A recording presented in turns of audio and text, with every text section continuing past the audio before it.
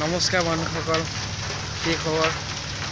ভালে আছে? আজি আমি এটা ভিডিঅ' বনাব লৈছোঁ ড্ৰেজিঙৰ বিষয়ে।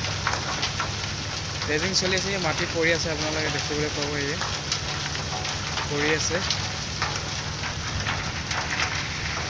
তাৰপিছতে এইখন ডেজাৰখন তাত খান্দি আছে। মই বৰ্তমান লোডিং পণ্ডিন বুলি কয়, লোডিং পণ্ডিন আছে, লোড হৈ আছে যে, মানে এই ৰছী দেখিছে, মই দেখাই দিছোঁ।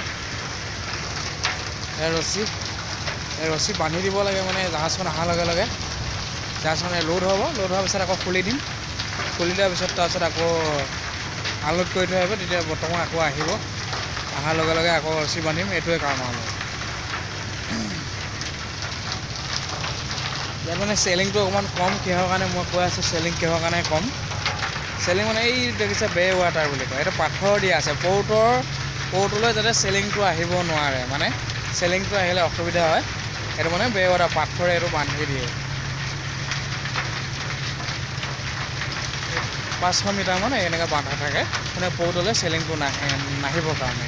সেইখিনিয়ে আৰু